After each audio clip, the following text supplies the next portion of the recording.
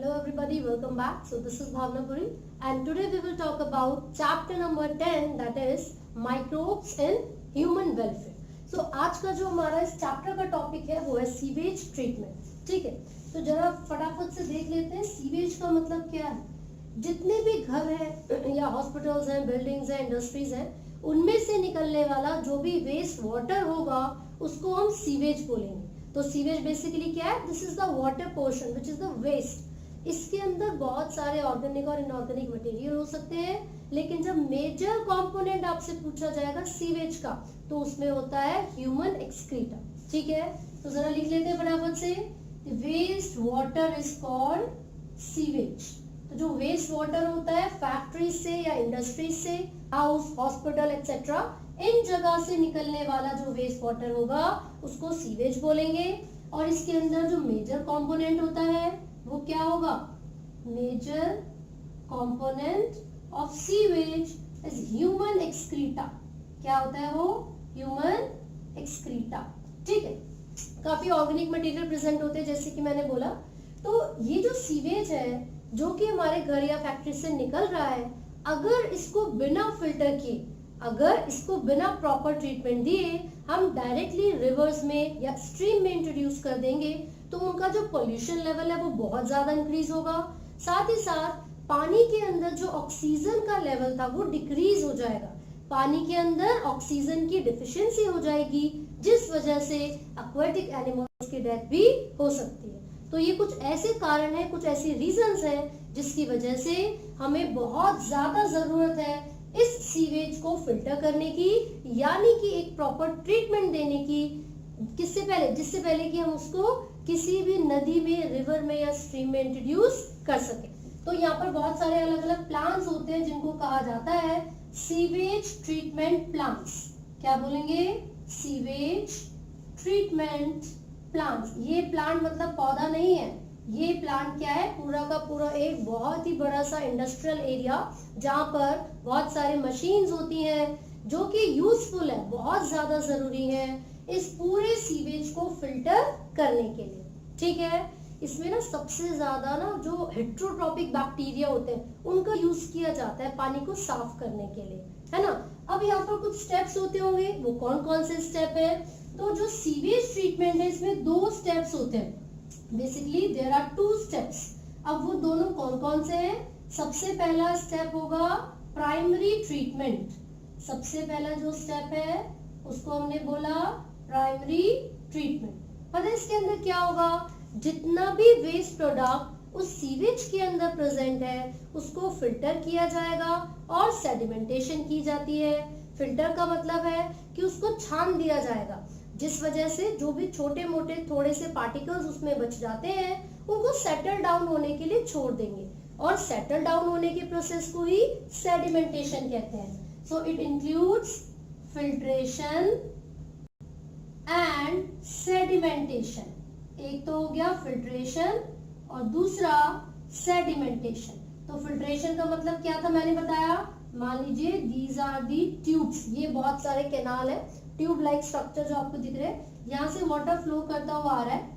एक कंटेनर के अंदर जब वो पानी आएगा तो उसको सबसे पहले फिल्टर किया जाएगा. ठीक है, यहाँ पर एक फिल्ट्रेशन मेम्ब्रेन है जो कि सीव लाइक यानी कि छन्नी जैसी होती है.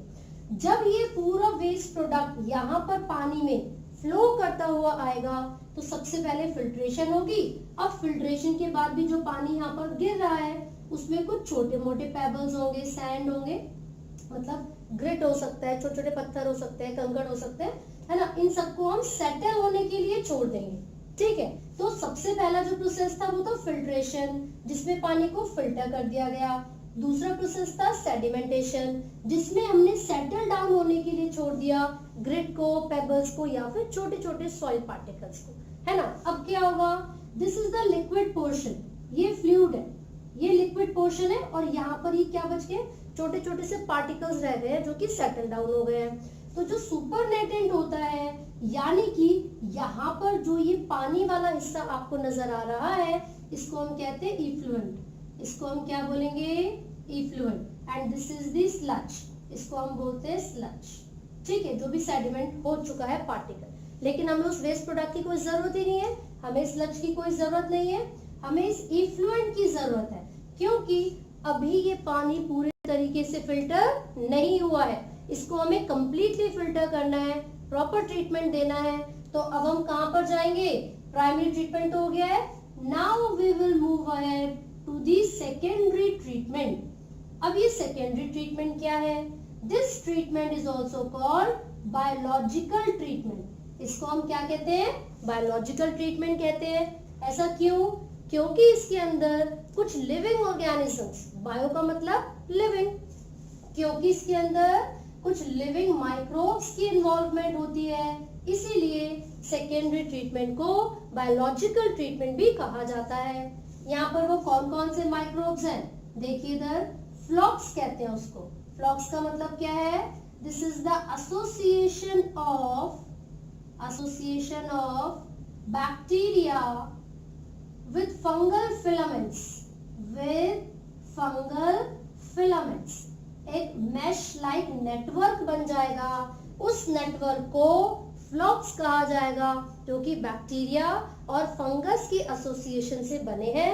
And this structure, the floc, ये क्या काम करेंगे, क्योंकि जो सेकेंडरी ट्रीटमेंट हमने स्टार्ट किया है, इसमें देखिए ये एक कंटेनर है, इसके अंदर हमने पूरा का पूरा इफ्लुएंट डाल दिया था, जो कि प्राइमरी ट्रीटमेंट से हमें मिला था।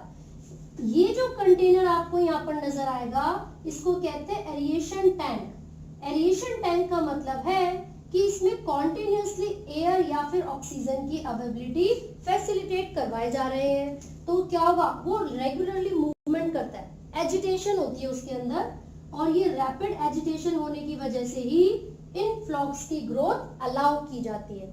तो जितना ज्यादा इसमें एयर की इन्वॉल्वमेंट होगी, उतनी ही ज्यादा एरोबिक माइक्रोब्स की ग्रोथ होती रहेगी, फ्लॉक्स की फॉर्मेशन उतनी ही ज्यादा तेजी से होती है, क्योंकि जितना तेजी से ये एजिटेट करेगा, उतनी ऑक्सीजन की अवेलेबिलिटी, उतनी ही फ्लॉक्स की ग्रोथ, है ना। अब ये फ्लॉक्स क्या करते हैं, इनका काम पता है क्या है, पानी में जितना भी ऑर्गेनिक मैटर है, वाटर में जितना भी ऑर्गेनिक मैटर है, ये उस ऑर्गेनिक मैटर को ऑक्सीडाइज करेंगे, लेकिन ऑक्सीडाइज करने के लिए ऑक्सीजन की जरूरत पड़ेगी।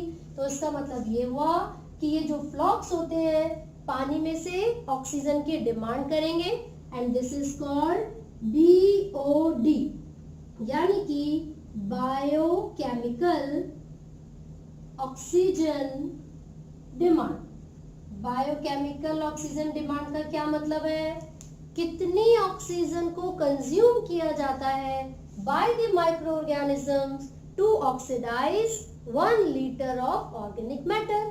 यानी कि पानी में जो ऑर्गेनिक मैटर है, उसमें 1 लीटर ऑर्गेनिक मैटर को ऑक्सीडाइज करने के लिए बैक्टीरिया और फंगल की एसोसिएशन, यानी कि फ्लॉक्स, कितने ऑक्सीजन को कंज्यूम करेगी, उसको कहते हैं बीओडी, बायोकेमिकल ऑक्सीजन डिमांड। तो ये तो हमें पता चल गया कि 1 लीटर ऑर्गेनिक मैटर को कंज्यूम करने के लिए कितने ऑक्सीजन की जरूरत है। फ्लॉक्स का फंक्शन मैंने भी बताया था, ऑक्सीडाइज द ऑर्गेनिक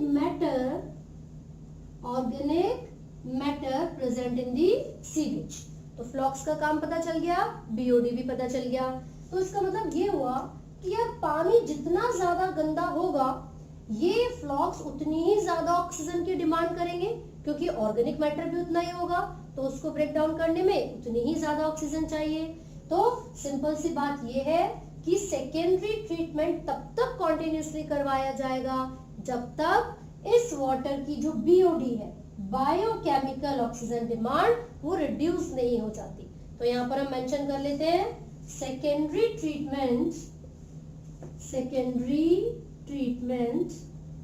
continues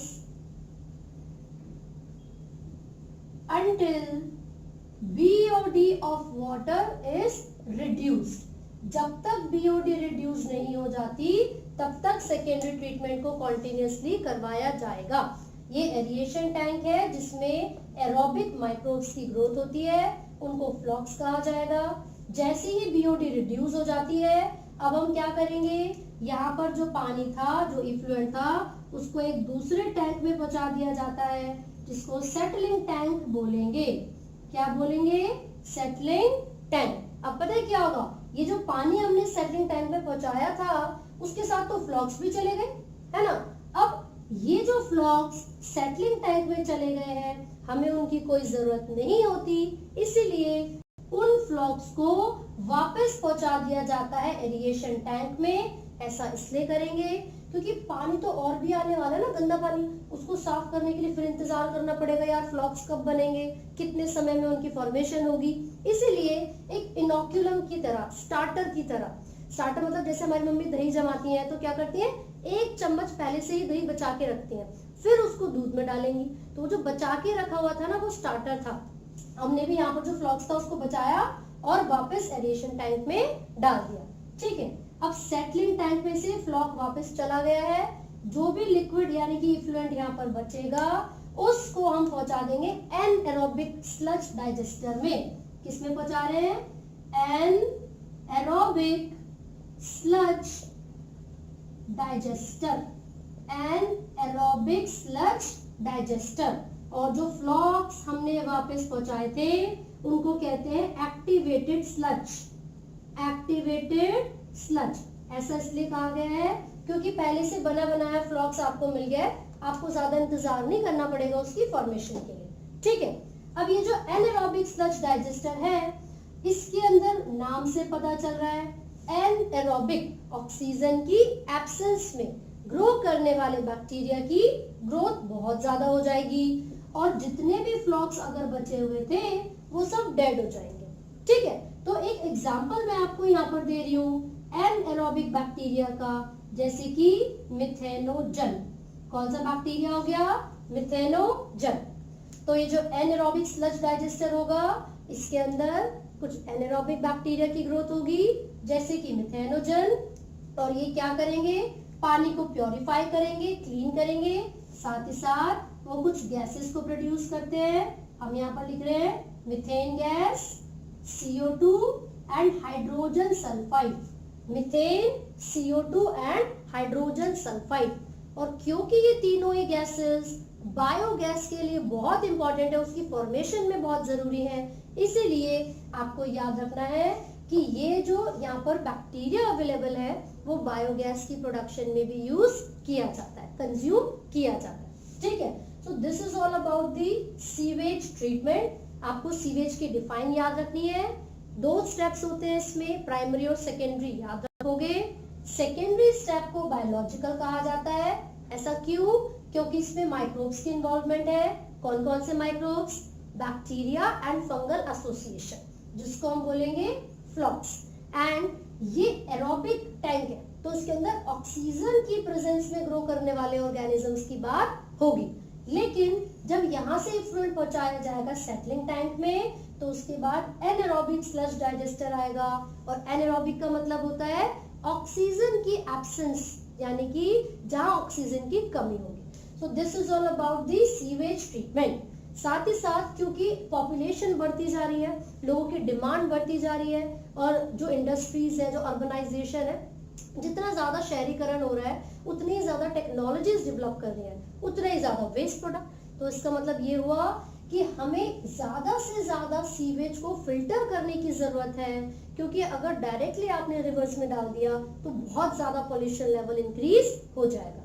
इसीलिए हमारी जो गवर्नमेंट है उन्होंने कुछ स्टेप्स चलाए थे, और उन्होंने Ganga action plan, Ganga action plan, ये हो गया gap, and Yamuna action plan यानी कि या, इनको इंट्रोड्यूस किया ताकि जो मेजर रिवर्स है हमारी कंट्री की, इन रिवर्स को क्या किया जा सके? क्लीन रखा जा सके।